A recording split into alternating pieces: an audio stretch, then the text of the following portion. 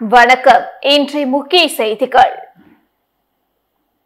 தேசிய கைத்தறி தினத்தை முன்னிட்டு நெசவாளர்களுக்கு தொழிலதிபர் திரு ஜோஸ் சார்லஸ் மார்டின் அவர்கள் வாழ்த்து தெரிவித்துள்ளார். இது தொடர்பாக அவர் வெளியிட்டுள்ள சமூக வலைதள பதிவில், நம் பாரம்பரியத்தின் அடையாளமான நெசவை கொண்டாடும் தேசிய கைத்தறி தினத்தில் தங்கள் உழைப்பின் மூலம் தேசத்திற்கு பெருமை சேர்த்து வரும் நெசவாளர்கள் அனைவருக்கும் எனது வாழ்த்துக்களை பகிர்ந்து கொள்கிறேன்.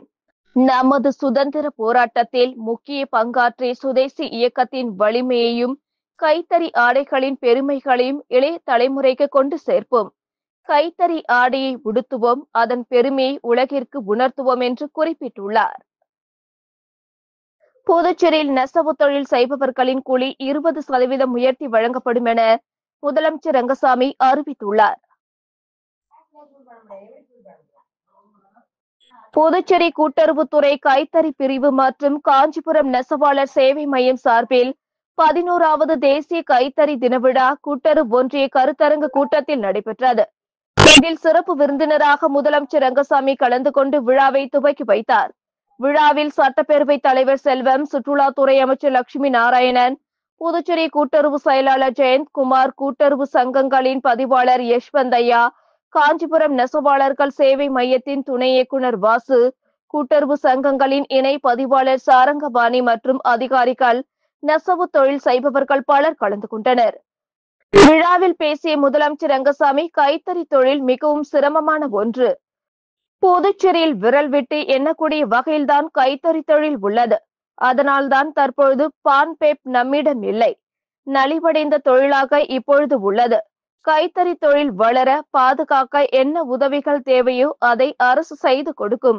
பாதுகாக்கப்பட வேண்டிய ஒரு பாரம்பரிய தொழில் கைத்தறி தொழில். நெசவு தொழில் செய்பவர்களின் கூலி 20% உயர்த்தி இந்த மாதம் முதல் வழங்கப்படும் என்றார். தமிழக முன்னாள் முதலமைச்சர் கருணாநிதி நினைவு தினத்தை முன்னிட்டு புதுச்சேரி அரசு சார்பில் அவரது உருவப்படத்திற்கு முதலமைச்சர் ரங்கசாமி, சபாநாயகர் செல்வம் மற்றும் சட்டமன்ற உறுப்பினர்கள் மலர் தூவி மரியாதை செலுத்தினார்கள். தமிழக முன்னாள் முதலமைச்சர் கலைஞர் கருணாநிதியின் 7ஆம் ஆண்டு நினைவு தினம் இன்று புதுச்சேரி அரசின் செய்தி மற்றும் விளம்பரத்துறை சார்பில் அனுசரிக்கப்பட்டது. புதுச்சேரி நகராட்சி அலுவலகத்தில் அலங்கரித்து வைக்கப்பட்டிருந்த கருணாநிதியின் உருவப்படத்திற்கு புதுச்சேரி அரசு சார்பில் முதலமைச்சர் ரங்கசாமி, சபாநாயகர் செல்வம், அமைச்சர் லட்சுமி நாராயணன், சட்டமன்ற எதிர்க்கட்சி தலைவர் சிவா மற்றும் சட்டமன்ற உறுப்பினர்கள் மலர் தூவி மரியாதை செலுத்தினார்கள். காரைக்காலில் 300 ஆண்டுகள் பழமை வாய்ந்த புனித தேற்றருவு அன்னை ஆலயத்தில் 284வது ஆண்டு திருவிழா கொடியேற்றத்துடன் தொடங்கியது.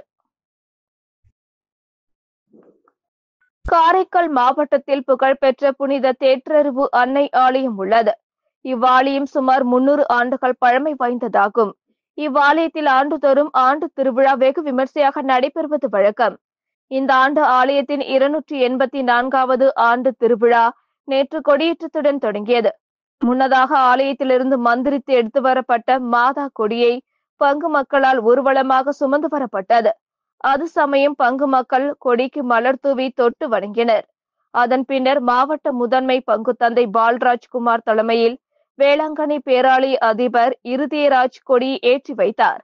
நிகழ்ச்சியில் அமைச்சர் திருமுருகன், இணை பங்கு தந்தை சாமிநாதன் செல்வம், துணை பங்கு தந்தைகள் மற்றும் அருட் சகோதரிகள் திரளாக பங்கு மக்கள் கலந்து கொண்டனர். காரைக்காலில் விநாயகர் சதுர்த்தியொட்டி விதவிதமாக தயாரிக்கப்பட்டுள்ள விநாயகர் சிலைகள் விற்பனை விறுவிறுப்பாக நடைபெற்று வருகிறது. காரைக்காலை அடுத்துள்ள நிரவி பகுதியில் கடந்த 33 ஆண்டுகளாக விநாயகர் சிலை செய்யும் பணி நடைபெற்று வருகிறது. ஒவ்வொரு ஆண்டும் விநாயகர் சதுர்த்தி திருவிழாவையொட்டி இங்கு சிலைகள் செய்யப்படுகின்றன. 3 அடி முதல் 12 அடி வரையிலான விநாயகர் சிலைகள் தயாரிக்கப்பட்டு விற்பனை செய்யப்பட்டு வருகிறது. பல்வேறு விதமான வண்ணங்களில் பல வடிவங்களில் செய்யப்பட்டுள்ள விதவிதமான விநாயகர் சிலைகள் காண்பவரை கவர்ந்திழுக்கிறது. விழுப்புரத்திலிருந்து விநாயகர் சிலைகளுக்கான தலை, துதிக்கை உள்ளிட்ட பாகங்கள் கொண்டு வரப்பட்டு இங்கு ஒன்று சேர்க்கப்பட்டு சிலைகள் செய்யப்பட்டுள்ளன. சிலைகளை தண்ணீரில் கரைக்கும் போது மாசு ஏற்படுவதை தவிர்க்க குச்சி மற்றும் கிழங்கு மாவு கொண்டு இந்த விநாயகர் சிலைகள் தயாரிக்கப்பட்டுள்ளன. இந்த ஆண்டு புதிய வரவாக கருட வாகனத்தில் விநாயகர் சிலைகள் வாடிக்கையாளர்களின் ஈர்ப்பை பெற்றுள்ளது. இது தவிர சிங்கம், அன்னம், மயில், நந்தி, யானை உள்ளிட்ட பல்வேறு வாகனங்களில் விநாயகர் சிலைகள் உருவாக்கப்பட்டிருக்கின்றன. பிள்ளையாருக்கு மிகவும் பிடித்த மூஞ்சூறு எலி வாகனத்திலும் விநாயகர் சிலை தயாரிக்கப்பட்டுள்ளது. நீண்ட துதிக்கையும் பெருத்த தொந்தையும் கொண்ட விநாயகர் சிலையை கண்டாலே ஆனந்தம் பொங்குகிறது. கடந்த 3 மாதமாக 500க்கும் மேற்பட்ட விநாயகர் சிலைகள் தயாரித்து விற்பனைக்கு வைக்கப்பட்டுள்ளதால் விநாயகர் சிலையை காணவும் அதனை வாங்கி செல்லவும் ஏராளமானோர் நிரவி பகுதிக்கு வந்து செல்கின்றனர். விழுப்புரம் மாவட்டம் திண்டிவனம் நகரமன்ற கூட்டத்தில் தங்கள் வார்டுகளில் அடிப்படை வசதிகளை செய்து தர கோரி பாமக நகரமன்ற உறுப்பினர் மணிகண்டன் அதிகாரிகளிடம் வாக்குவாதத்தில் ஈடுபட்டதால் பரபரப்பு ஏற்பட்டது. விழுப்புரம் மாவட்டம் திண்டிவனம் நகரமன்ற கூட்டம் சேர்மன் நிர்மலா ரவிச்சந்திரன் தலைமையில் நடைபெற்றது. கூட்டம் துவங்கியதிலிருந்தே அதிமுக மற்றும் பாமகவை சேர்ந்த கவுன்சிலர்கள் தொடர்ந்து தங்களது வார்டுகளில் உள்ள அடிப்படை பிரச்சினைகளான குடிநீர், சாலை வசதி, குப்பைகளை அகற்றுவது குறித்து ஒட்டுமொத்தமாக எழுந்து நின்று ஆணையரிடம் சரமாரியாக கேள்வி எழுப்பியதால் கூட்டத்தில் சலசலப்பு ஏற்பட்டது. அப்பொழுது கூட்டம் நடைபெற்றுக் கொண்டிருக்கும் போது திமுக கவுன்சிலர்கள் பலர் கூட்டத்திலிருந்து வெளியேறியதால் சலசலப்பு ஏற்பட்டது. மேலும் பாமக நகரமன்ற உறுப்பினர் மணிகண்டன் தங்கள் வார்டுயில் கடந்த 2 வருடங்களுக்கு முன்பாக பாதாள சாக்கடை பணி பெற்ற நிலையில் பணி முடிவடைந்தும் தற்பொழுது வரை சாலை போடாததால் தொடர் விபத்துக்கள் ஏற்படுவதாக கூறி நகராட்சி அதிகாரிகளிடம் வாக்குவாதத்தில் ஈடுபட்டதால் பரபரப்பு ஏற்பட்டது. மேலும் நகரமன்ற கூட்டத்தில் பெண் கவுன்சிலர்கள் பேசுவதற்கு நேரம் ஒதுக்கப்படவில்லை. மேலும் பெண்களை தொடர்ந்து இந்த நகரமன்ற கூட்டம் புறக்கணிக்கப்படுகிறது என கூறி பாமக கவுன்சிலர் மாலினி நகராட்சி அதிகாரிகளிடம் வாக்குவாதத்தில் ஈடுபட்டதால் பரபரப்பு ஏற்பட்டது. ஊசூடு தொகுதிக்குட்பட்ட பல்வேறு பகுதிகளில் சுமார் 1,40,00,000 மதிப்பில் சாலை மற்றும் கழிவுநீர் வாய்க்கால் அமைக்கும் பணியினை தொகுதி சட்டமன்ற உறுப்பினர் சரவணன்குமார் பூஜை செய்து தொடங்கி வைத்தார். ஊசூடு தொகுதிக்குட்பட்ட பொறையூர் சண்முகா கோல்டன் சிட்டிக்கு சாலை வசதி அமைத்தல் பணிக்கான பூமி பூஜை ரூபாய் 26,70,000 மதிப்பீட்டிலும், கோனேரிக்குப்பம் சந்திரமௌலீஸ்வர நகர் பகுதிக்கு கருங்கல் சாலை அமைக்கும் பணிக்கான பூமி பூஜை ரூபாய் 19,68,000 மதிப்பீட்டிலும், கூடப்பாக்கம் வசந்தம் நகருக்கு கழிவுநீர் வாய்க்கால் மற்றும் சிமெண்ட் சாலை வசதி அமைத்தல் பணிக்கான பூமி பூஜை ரூபாய் 47,56,000 மதிப்பீட்டிலும், கூடப்பாக்கம் அன்னை சுப்புலட்சுமி நகர் பகுதிக்கு கழிவுநீர் வாய்க்காலுடன் கூடி சிமெண்ட் சாலை அமைக்கும் பணிக்கான பூமி பூஜை ரூபாய் 46,77,000 மதிப்பீட்டிலும் என மொத்தம் 1,40,70,000 மதிப்பீட்டில் பூமி பூஜை விழா நடைபெற்றது. இதில் தொகுதியின் சட்டமன்ற உறுப்பினர் சரவணன்குமார் நிகழ்ச்சிக்கு தலைமை தாங்கி பூமி பூஜை செய்து பணியினை தொடங்கி வைத்தார். இந்நிகழ்ச்சியில் வெளியனூர் கொம்யூன் பஞ்சாயத்து ஆணையர் ரமேஷ், இளநிலை பொறியாளர் பிரதீப் குமார் உட்பட பலர் கலந்து கொண்டனர். புதுச்சேரியில் நள்ளிரவு வழி தவறி வந்த மண்ணுண்ணி பாம்பை போலீசார் மீட்டு சுமார் 2 மணி நேரத்திற்கு மேலாக வனத்துறை முன்பு காத்திருந்த சம்பவம் அரங்கேறியுள்ளது. புதுச்சேரி கடலூர் சாலையில் நீதிமன்றம் அருகே வனத்துறை உள்ளது. இங்கு புதுச்சேரியில் பிடிக்கப்படும் விலங்குகள் மற்றும் உயிரினங்கள் பாதுகாக்கப்பட்டு வருகின்றன. இந்த நிலையில் நேற்று நள்ளிரவு வனத்துறை அருகே சுமார் 3 அடி நீளமுள்ள மண்ணுளி பாம்பு ஊர்ந்து சென்றது. இதனை அப்பகுதியில் போஸ்டர் ஒட்டும் பணியில் ஈடுபட்டிருந்த இளைஞர்கள் ஆர்வமுடன் பார்த்து கொண்டிருந்த போது அவ்வழியாக வந்த 2 காவலர்கள் அதனை மீட்டனர். வனத்துறை அலுவலகம் முன்பு பாம்பு பிடிபட்டதால் காவலர்கள் வனத்துறை கதவை பலமுறை தட்டியும் திறக்கப்படவில்லை. தொலைபேசியில் தொடர்பு கொண்டும் யாரும் எடுக்கவில்லை. இதனால் ரோந்து பணியில் இருந்த உருளையன்பேட்டை காவல் நிலையத்தில் பாம்பை ஒப்படைத்தனர். இதனைத் தொடர்ந்து வனத்துறைக்கு தகவல் தெரிவிக்கப்பட்டது. வனத்துறை ஊழியர் கண்ணதாசன் வந்து மண்ணுளி பாம்பை பெற்று சென்றார். தற்பொழுது வனத்துறை அலுவலகத்தில் பாதுகாக்கப்படும் பாம்பு பின்னர் அடர் வனப்பகுதியில் விடப்பட இருக்கிறது. புதுச்சேரி மணவெளி தொகுதிக்குட்பட்ட புதுக்குப்பம் அரசு ஆரம்ப பள்ளியில் ரூபாய் 48 லட்சம் மதிப்பில் கழிவறை மற்றும் சுற்றுச்சுவரை மேம்படுத்தும் பணியினை சபாநாயகர் செல்வம் பூஜை செய்து தொடங்கி வைத்தார்.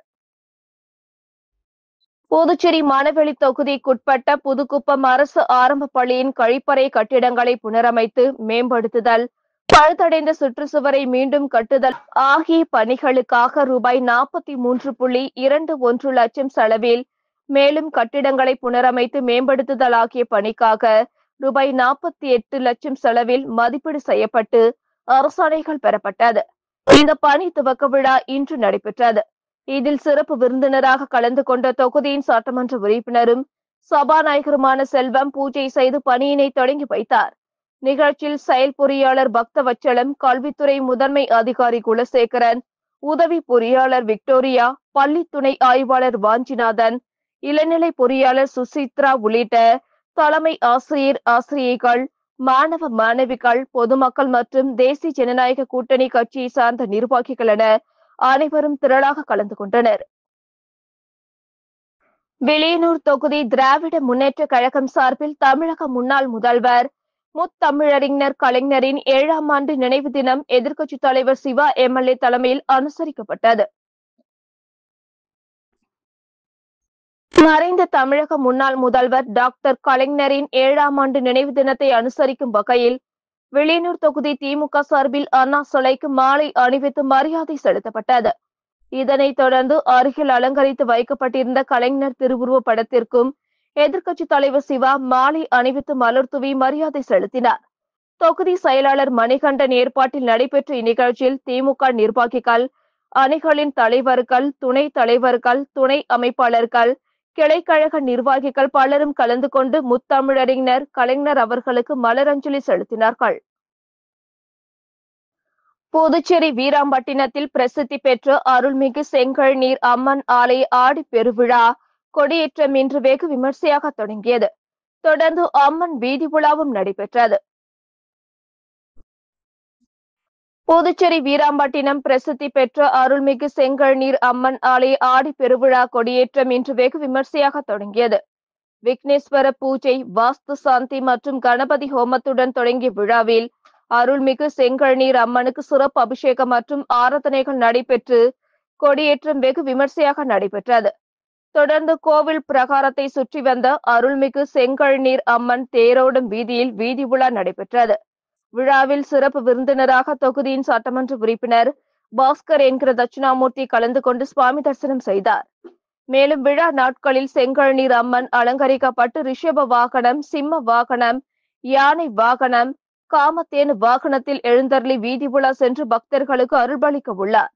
ஆடி பெருவிழாவின் முக்கிய திருவிழாவான தேர் திருவிழா வருகிற 30ஆம் தேதி நடைபெற உள்ளது.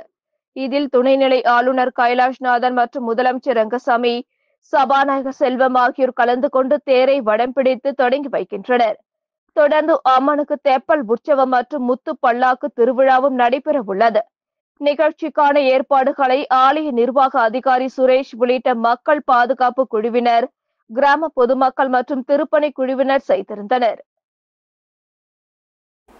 இத்துடன் செய்திகள் நிறைவடைந்தன. வணக்கம்.